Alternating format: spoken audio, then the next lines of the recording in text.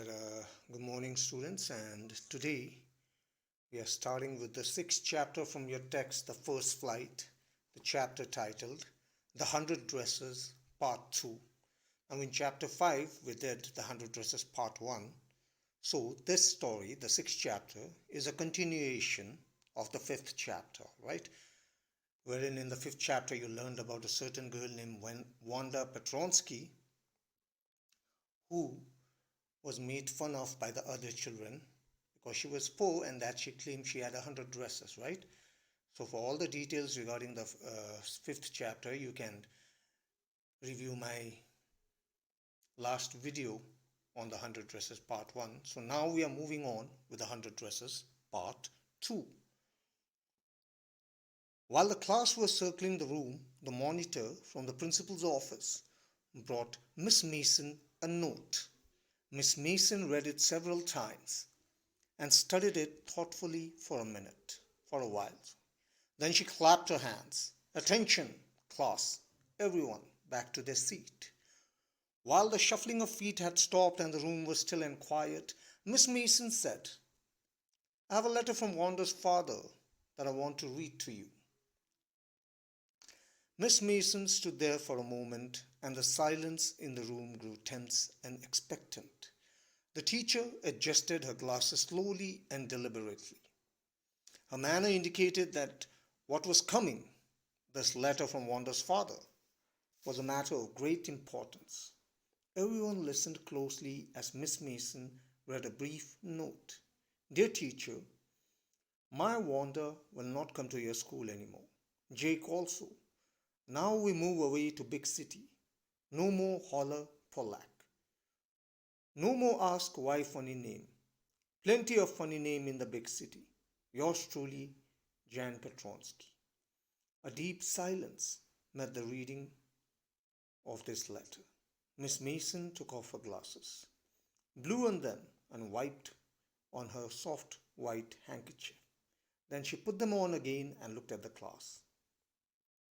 When she spoke, her voice was very low. I'm sure that none of the boys and girls in room 13 would purposely and deliberately hurt anyone's feelings because his or her name happened to be a long, unfamiliar one. I prefer to think that what was said in thoughtlessness. I know that all of you feel the same way I do, that this is a very unfortunate thing to have happened, unfortunate and sad. And I want you all to think about it. So while everyone was appreciating the dresses that Wanda had drew, 100 dresses in fact, a letter came in and it was from Wanda's father. And when she read the content of a letter, even the students were expectant. And from the way the teacher was looking, they knew that it wasn't a very positive letter. And she spoke in a very low voice where the letter read that, my Wanda and son Jake will not be attending his school anymore, will be going to the big city. Because I believe in the big city, nobody will make fun of because of our names.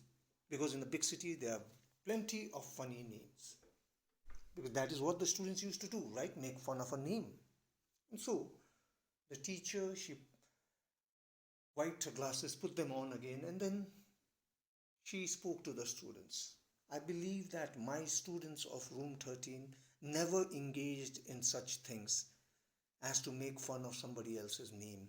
I believe, and I hope so that I'm true, that this letter which was written by her father is thoughtless at least. We never make fun of anybody's name, now do we? And the teacher tells the students to think about it. The first period was a study period. Maddie tried to prepare her lessons, but she could not put her mind on her work. She had a true sick feeling in the bottom of her stomach. True, she had not enjoyed listening to Peggy ask Wanda how many dresses she had in the closet. But she had said nothing. She had stood by silently, and that was just as bad as what Peggy had done.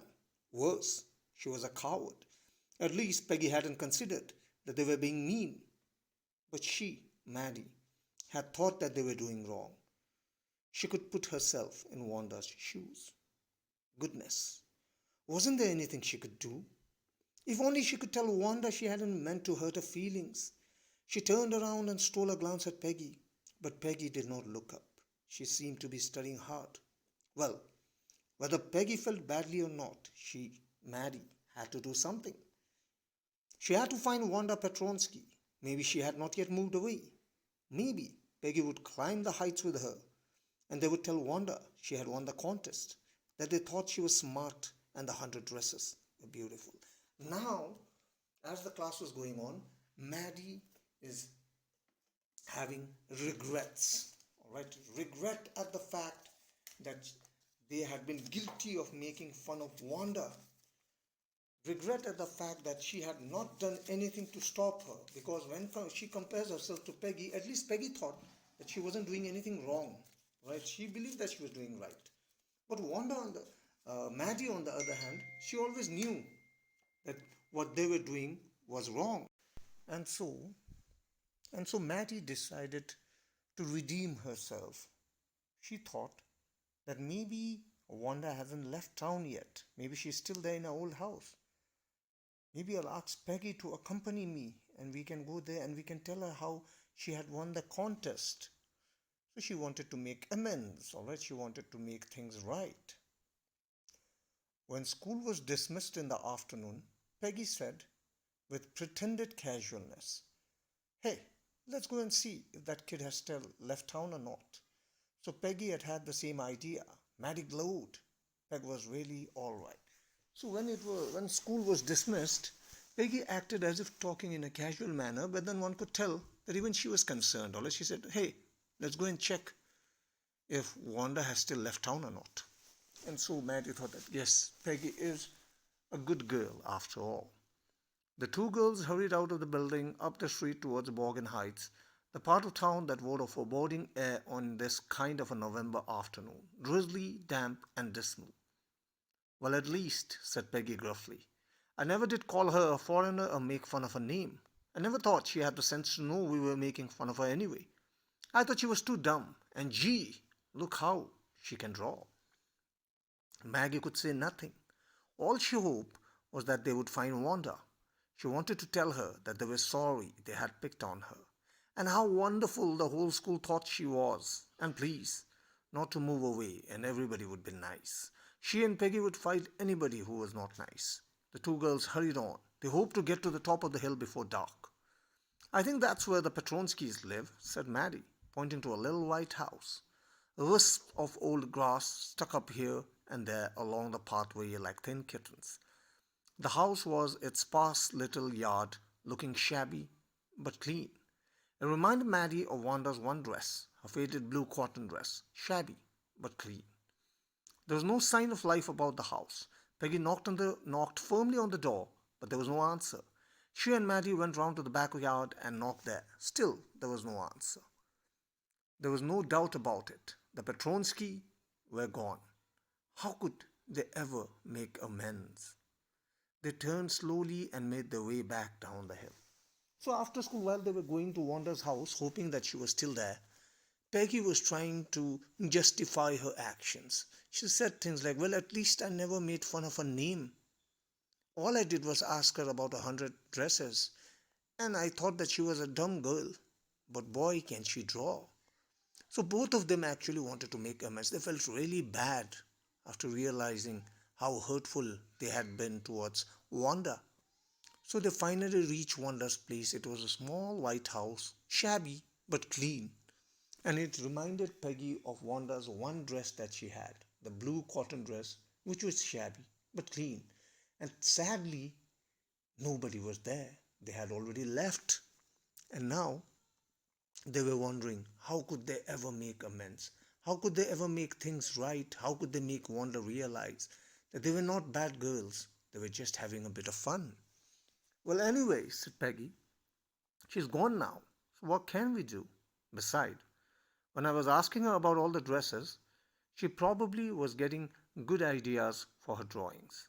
She might not have won the contest otherwise." So they're justifying further, all right. Peggy says, like, "Well, at least when I was asking her about dresses, she had to give me details. And that because of those details, she got the idea of the drawings. So I don't think I did her anything wrong." Maddie turned this idea carefully over in her head, for if there had been anything in it, she would not have to feel so badly. But that night, she could not get to sleep. She thought about Wanda and a faded blue dress, and the little house she had lived in. And she thought of the glowing picture those 100 dresses made, all lined up in the classroom. At last, Maddie sat up in bed and pressed her forehead tight in her hands and really thought. This was the hardest thing she had ever done. After a long, long time, she reached an important conclusion. So she could not even sleep, all right? She thought of Maggie, she thought about her, not Maggie, sorry, she thought about Wanda, she thought about her house, she thought about the 100 dresses. So she finally decided to do something, all right? So what was it? After a long, long time, she reached an important conclusion. She was never going to stand by and say nothing again. So she decided that if such a thing happens again, I will speak against it. Somebody is being treated badly, I will speak against it. If she ever heard anybody picking on someone because they were funny looking or because they had a strange name, she would speak up, even if it meant losing Peggy's friendship. She had no way of making things right with Wanda, but from now on, she would never make anybody else that unhappy again. So she thought the right way. She thought, now I don't care if Peggy likes me or not. If anybody is making fun of anyone of how they dress, how they look, and how strange their name is, she will speak against it. On Saturday, Maddie spent the afternoon with Peggy. They were writing a letter to Wanda Petronsky. It was just a friendly letter telling about the contest and telling Wanda she had won. She told her how pretty her drawings were, and they asked her if she liked where she was living and if she liked her new teacher. They had meant to say that they were sorry, but it ended up with just writing a friendly letter, the kind they would have written to any good friend, and they signed it with lots of X for love.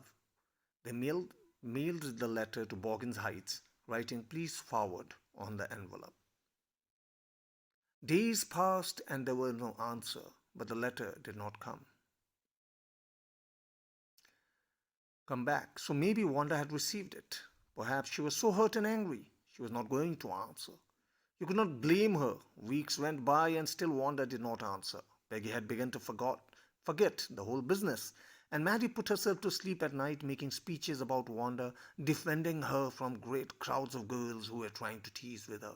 How many dresses have you got? And before Wanda could press her lips together in a tight line, the way she did before answering, Maggie would cry out, stop! Then everyone would be ashamed the way she used to feel. Now it was Christmas time and there was snow on the ground. Christmas bell and small tree decorated the classroom. On the last day of school, before the holidays, the teacher showed the class a letter she had received that morning. So on one fine Saturday, Maddie and Peggy decided to write a letter to Wanda. Actually, it was supposed to be an apology letter, but they ended up writing a very friendly letter, one that they would write to a good friend. They mentioned in the letter how Wanda's drawings won the contest, how beautiful the dresses in the drawings looked, how she was putting up in the new place and whether she liked the new teacher or not. She addressed it to her old address with the instruction, please forward, so that it may be forwarded to her new address. But weeks and weeks went by and no answer came. Even the letter did not return, so the letter had gone to the rightful place. But then maybe Wanda was so angry and so hurt that she did not even write a reply to Maddie and Peggy.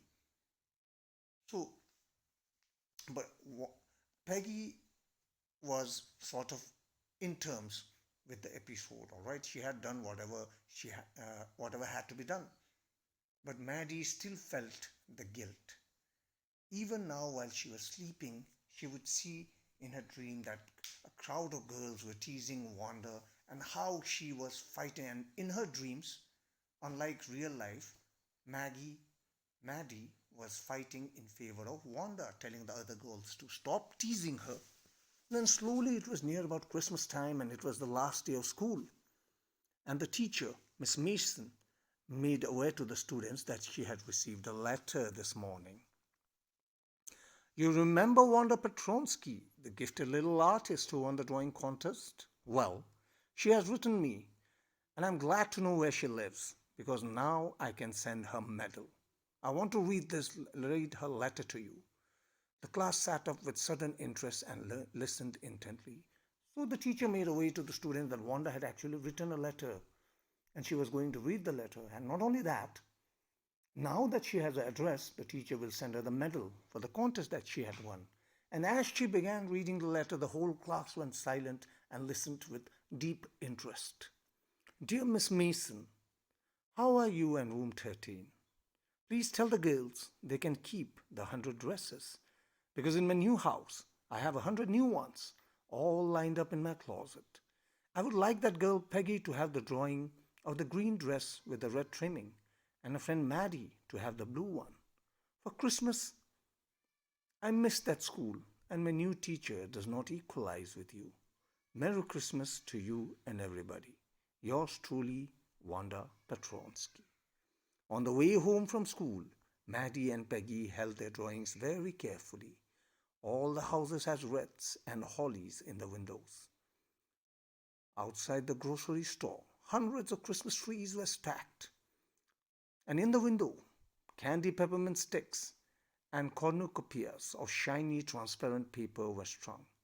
The air smelled like Christmas, and light shining everywhere reflected different colors on the snow. Boy, said Peggy, this shows she really likes us. It shows she got a letter, and this is her way of saying that everything's all right, and that's that. I hope so, said Maggie sadly. She felt sad because she knew she would never see the little tight-lipped Polish girl again, and couldn't ever really make things right between them. She went home and she pinned her drawing over a torn place in the pink flowered wallpaper in the bedroom. The shabby room came alive from the brilliancy of the colors. Mary sat down on a bed and looked at her drawing. She had stood by and said nothing, but Wanda had been nice to her anyway. So in the letter, Wanda mentions how the new school was okay, but the teacher could not equalize Miss Mason, how she misses the entire class, and how she would like Wanda and Maddie and Peggy to have the green dress and the blue dress as gifts, the drawings. So Peggy was very happy. She thought that this shows that she has forgiven us. This shows that everything's all right. They were talking while going back home from school and they could see the entire street being decorated for Christmas. But Maddie was still not sure. She thought that now I will never be able to see Wanda ever again. I'll never be able to tell her on her face how sorry I feel. I mean, I have never apologized. Like they never apologized directly. So she never knows how she actually feels. Tears, then Maddie went home. She pasted the drawing on the wall and she was looking at the drawing of the dress. Tears blurred her eyes and she gazed for a long time at the picture. Then hastily she rubbed her eyes and studied it intently. The colors of the dress were so vivid that she had scarcely noticed the face and head of the drawing. But it looked like her, Maddie. It really looked like her own mouth. Why, it really looked like her own self. Wanda had actually drawn this for her. Excitedly, she ran over to Peggy's. So she was looking at the dress and she was actually crying. She felt so bad. But then she slowly started noticing the detail on the dress. The colors were so bright that she hadn't noticed it earlier. She could see the face now, the drawing, and it was actually a picture of Maddie. She had drawn Maddie and that dress was meant for Maddie. So she was very excited and she ran to Peggy's. Peg, she said, let me see your picture. What's the matter? Asked Peggy. As they clattered up to the room where Wanda's drawing was lying, face down on the bed, Maggie carefully raised it. Look, she drew you. That's you, she exclaimed. And the head and face of the picture did look like Peggy. What did I say? Said Peggy. She must have really liked us anyway. Yes, she must have, agreed Maggie. And she blinked away the tears that came every time she thought of Wanda, standing alone in that sunny spot of the schoolyard, looking stolidly over the group of laughing girls after she had walked off, after she had said, sure, 100 of them, all lined up. So the details of the dress revealed that the dresses were actually meant for Peggy and Maddie, that she had drawn their faces. And even Peggy said, "See, I told you she had forgiven us. She really likes us." And now even Maddie believes Peggy. But then she still feels sad when she thinks of Wanda, how she used to be quiet, looking at everyone while they were laughing at her answer when she had said that, "Why, yes, I have 100 dresses all lined up." Right? So, with this, we come to the end of the sixth chapter titled The 100 Dresses Part 2. As usual, go to the text, find the difficult words, underline it, and look for the meanings as well. All right, so until the next class, please take care and stay safe.